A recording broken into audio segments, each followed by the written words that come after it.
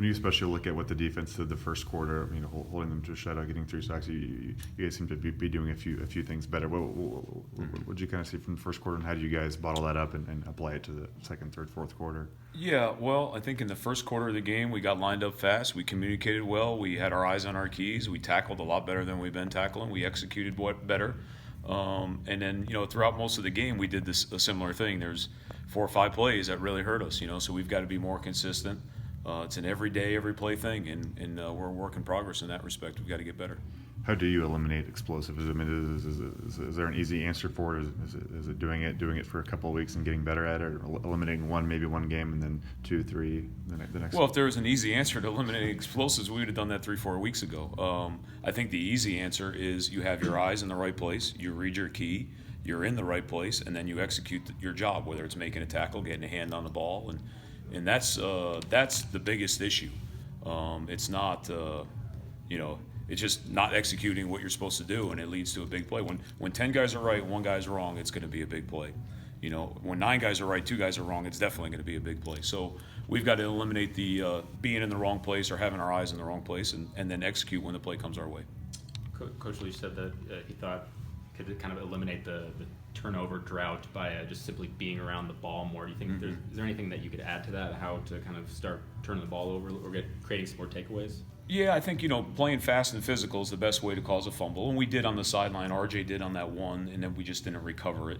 The other one, the interceptions, you've got to have cooperation from the other team. They can't really create those. But fumbles you can create by being fast and being physical and swarm tackling the ball.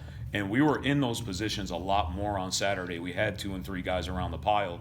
We've just got to be more cognizant of the times where we should be looking for a strip when the running back's trying to spin out of a tackle, or the quarterback has the ball out in his hand. We've got to be more cognizant of that. So we tried to point that out on video. But getting 2 and 3 guys there and the second and third guy stripping the ball is when you can get a fumble recovery.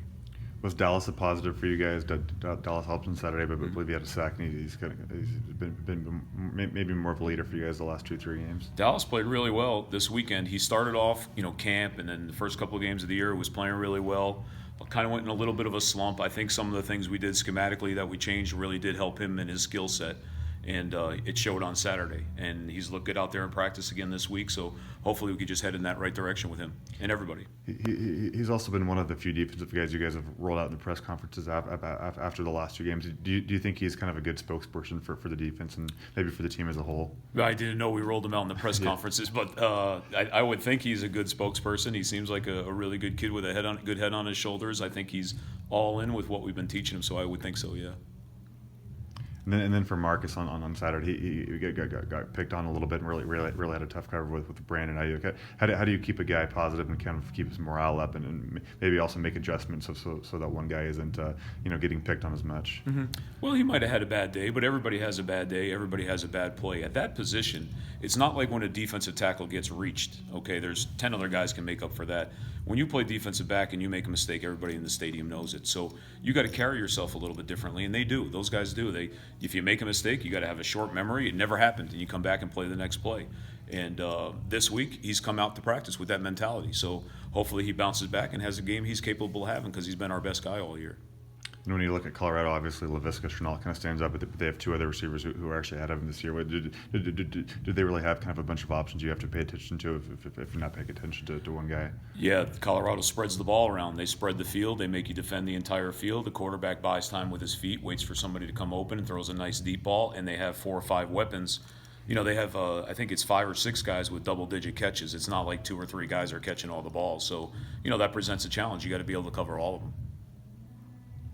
Good with Roc?